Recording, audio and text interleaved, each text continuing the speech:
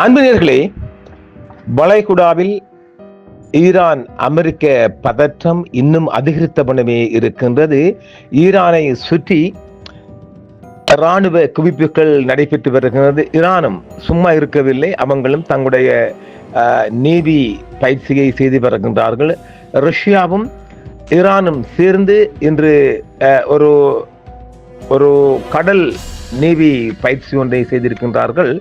அந்த வகையில் பார்க்கின்ற போது இன்னும் அது தீர்ந்த பாடில்லை என்றே சொல்ல முடியும்.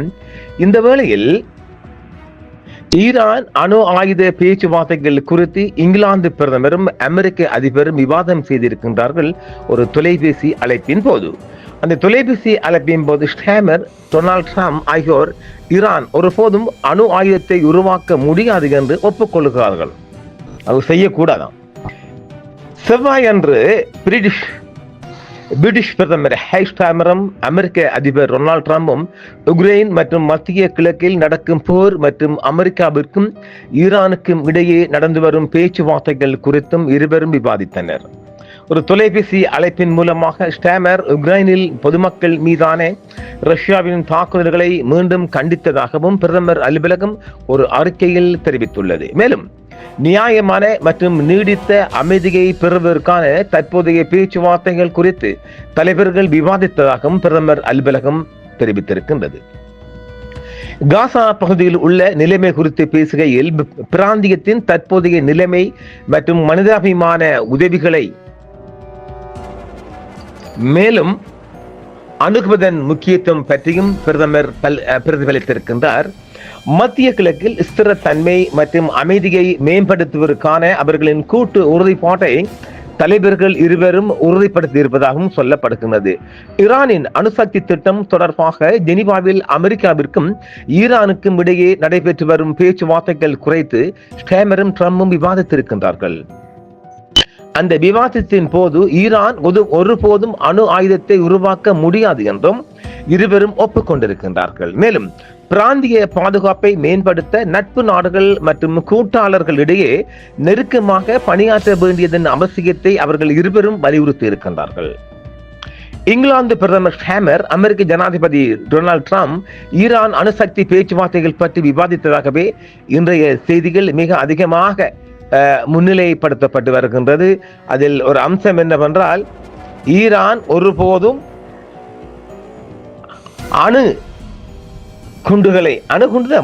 அணுகுண்டுகளை செய்யக்கூடாது, விடவும் மாட்டோம் என்றுதான் ஒரு மாற்றத்தை இருக்கின்றார்கள். இந்த வேளையில் ஒமன் வளைகுடாவில் ஈரான் மற்றும் ரஷ்யா ஒரு கூட்டு கடற்பயிற்சியை நடத்தி இருக்கின்றது.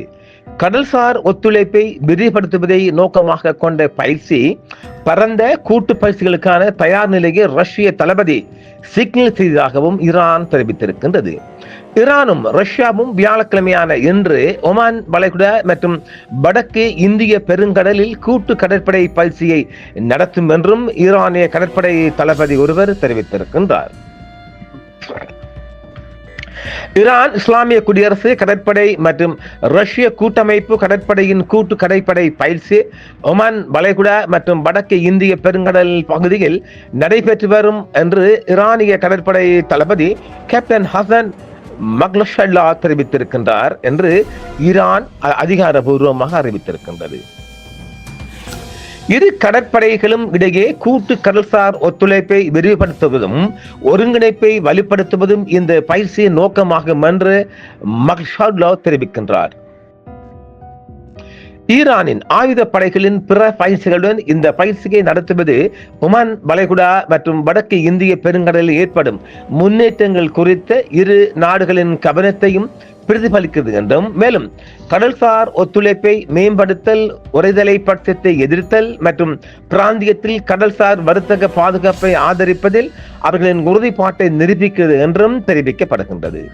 தனது பங்கிற்கு ரஷ்யாவின் கடற்படை தளபதி கேப்டன் அலெக்சி சர்கீவ் கூறினார், எந்த பிராந்தியத்திலும் கூட்டு பயிற்சிகளை நடத்த நாங்கள் தயாராக இருக்கிறோம் என்றும் அவர் தெரிவித்திருக்கின்றார்.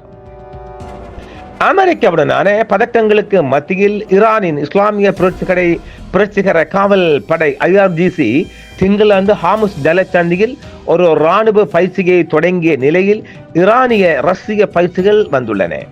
ஹார்முஸ் ஜலசந்தியின் ஸ்மார்ட் கட்டுப்பாடு பயிற்சி அதன் கடற்படை படைகளின் செயல்பாட்டு தயார் நிலையை மதிப்பிடுவதை நோக்கமாக கொண்டுள்ளது என்றும் IRGCயின் மக்கள் தொடர்பு பிரிவு ஒரு அறிக்கையில் தெரிவித்திருக்கின்றது. இது ஒரு புறம் இருக்க, தற்பொழுது ஈரானை சுற்றி அமெரிக்கா ஏராளமான இராணுவ கலன்களை நிறுவி வருகின்றது. ஏராளமான படைகளும் வந்தவண்ணம் இருக்கின்றார்கள். நான் நினைக்கின்றேன் ஜெனீவாவில் தற்பொழுதும் நடைபெற்று வருகின்ற பேச்சுவார்த்தை நல்ல நிலையில் இருக்கின்றதுதான் ஈரானிய வெளியுறவு அமைச்சர் அரக்சி தெரிவிக்கின்றார். ஆனாலும் ஏதொரு வகையில் அது அந்த பேச்சுவார்த்தை ஒரு முட்டு சந்தியில் முட்டுவதற்கான வாய்ப்பு இருக்கின்றது. அங்கு அந்த பேச்சுவார்த்தை சரியாக நடைபெற்றாலும் அந்த பேச்சுவார்த்தை முடிவுறுவானால் இங்கு வளைகுடா ஜலசந்தியில் ஒரு போர் வெடிப்பதற்கான மிக அதிகமான வாய்ப்பு இருப்பதாகவே இராணுவ தரப்பு செய்திகள் சொல்கின்றன. ஆனாலும் ஈரானும் அதற்கும் தயார் நிலையில் இருப்பதாக ஈரான் தெரிவிக்கின்றது. நேற்று நாம் சேர்ந்த செய்திகள், ஈரான் அதிபர் அமெரிக்க அதிபரை எச்சரித்ததை தொடர்ந்தே அவர் இன்று பிரித்தானிய பிரதமர் ஷாமுடன் பேசியிருக்கின்றார். ஈரானின் அணுசக்திகள் எமது வெள்ளைக்காரங்களுக்கு ஒரு ஆபத்தானது என்றும் அது இஸ்லாமியர்களின் கையில் இருக்கக்கூடாது என்ற செய்திகள் தான் வெளிவந்த வண்ணம் இருக்கின்றது. அந்த வகையில் தான் இருவரும் தொலைபேசி ஊடாக பேசிவிட்டு இந்த ஒப்புதலை ஊடகங்களுக்கு பரப்பி இருக்கின்றார்கள். ஈரான் ஒருபோதும் அணுசக்தி திட்டத்தில் கைவிட வேண்டும், அவங்கள் கையில் அணு திட்டம் இருக்கக்கூடாது என்பதுதான் இரு நாட்டு தலைவர்களின் முடிவாகவும் இருக்கின்றது. அந்த வகையில் ஜெனீவாவில் இப்பொழுது நடைபெற்று வரும் பேச்சுவார்த்தைகள் முடிவுறுமா அல்லது முடியுமா என்பதும் வெளியாகவில்லை. நேற்றைய செய்தியில் அது ஆக்கப்பூர்வமான பேச்சுவார்த்தை என்றே ஈரான் வெளியுறவு அமைச்சர் அரக்சி தெரிவித்திருந்தார். இன்று வியாழக்கிழமை அது குறித்தான செய்தி எதுவும் வெளிவரவில்லை என்பதும் ஒரு மேலதிக தகவலாகவும் நாங்கள் பார்க்கலாம். ஆக ஈரான் எந்த கட்டத்திற்கும் செல்வதற்கும், எந்த மோதலை எதிர்கொள்வதற்கும், எந்த தாக்கலை எதிர்கொள்வதற்கும் தனது நட்பு நாடுகளுடன் இணைந்து அதில் இணைந்து எதிர்கொள்ளும் என்றும் எதிர்பார்க்கப்படுகின்றது. ஏற்கனவே சீனா தனது முழு சக்திகளையும் தொடர்ச்சியாக வழங்கி வருகின்றது. இப்பொழுது ரஷ்யாவும் வழங்கி வருகின்றது. இருப்பது ஒன்றுதான், வடகொரியா மாத்திரம் இருக்கின்றது. அவரும் ஒரு ஒரு கோட்டில் இணைந்து கொள்வாரா என்பது தெரியவில்லை. எப்படி பார்த்தாலும் அமெரிக்காவின் அச்சுறுத்தல் தொடர்ந்த வண்ணமே இருக்கின்றது. தொடர்ச்சியாக இராணுவ தரப்பால் இராணுவ ட்ரக்குகள், அதாவது இராணுவ கப்பல்கள் வந்து கொண்டமே இருக்கின்றது வளைகுடாவை நோக்கி. எந்த நிமிடமும் ஒரு தாக்குதல் தொடுப்பதற்கான ஒரு கட்டளையை அமெரிக்க அதிபர் கொடுக்கலாம் என்ற நிலையில் தான் உலகம் ஒரு அதிர்ச்சியில் இருக்கின்றது என்று சொல்லலாம். உலகம் ஒரு கொடிய யுத்தத்தை எதிர்கொள்ளும் நிலையில் தான் நாம் இருக்கின்றோம்.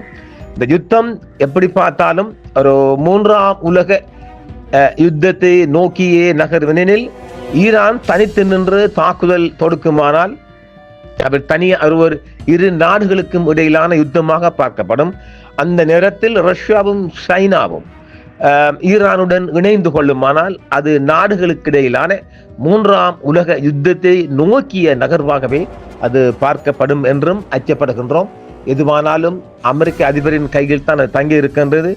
யார் முந்தி இராணுவ தாக்குதலை தொடுக்க போகின்றார் என்ற கேள்விக்குறியும் இருக்கின்றது. ஈரான் நிச்சயமாக முன்கூட்டியே தாக்குதலை தொடுக்காது. தங்கள் மீது ஒரு தாக்குதல் வருகின்ற போது அந்த தாக்குதலை எதிர்கொள்ளும் ஒரு தயார் நிலையிலேயே இருக்கின்றது. முப்படைகளும் தயார் நிலையில் இருக்கின்றது. மான வேடிக்கை, கீழ் வேடிக்கை, பட்டாசு வெடிகள், சிவகாசி பட்டாசு வெடியெல்லாம் ஜலசந்தியிலிருந்து வெடிப்பதற்கான இன்றைய வியாழக்கிழமை மாலை நிலைமை அப்படித்தான் இருக்கின்றது என்றே உலக இராணுவ தரப்பு செய்திகள் சொல்கின்றது. பார்க்கலாம், இது ஒரு மிரட்டலா? அதாவது பேச்சுவார்த்தை ஒன்று போகும்போதே இராணுவ துருப்புக்களையும் இராணுவ கலன்களையும் அமெரிக்கா வளைகுடாவில் நிலைநிறுத்தி வருவது என்பது ஒரு கேள்விக்குறியாக இருக்கின்றது. எனவே இது குறித்து விரிவான விளக்கம் இதுவரை எந்த தரப்பாலும் கொடுக்கப்படவில்லை. பேச்சுவார்த்தை முறிந்ததா அல்லது தொடருமா என்பதும் தெரியவில்லை.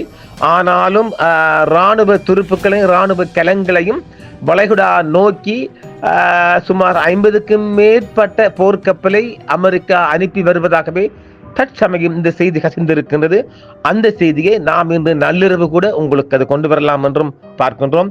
ஆம்னர்களே, வளைகுடாவில் யுத்த மேகம் குறைந்த பாடில்லை என்பதையும் நாங்கள் எத்தி வைக்கின்றோம். மீண்டும் மற்றும் ஒரு காணொளி சந்திப்போம் நேர்களே. என்றும் உங்களுடன் சன்ரைஸ் இந்தியா டிவி சப்ஸ்கிரைப் பண்ணுங்கள், பெல் பட்டனையும் கிளிக் செய்யுங்கள். உங்கள் ஆதரவே எங்கள் சேவை. ஆதரவு தாருங்கள், அரவணைப்போம். மறக்காம சர்ப்ரைஸ் பண்ணுங்க. தேங்க்யூ.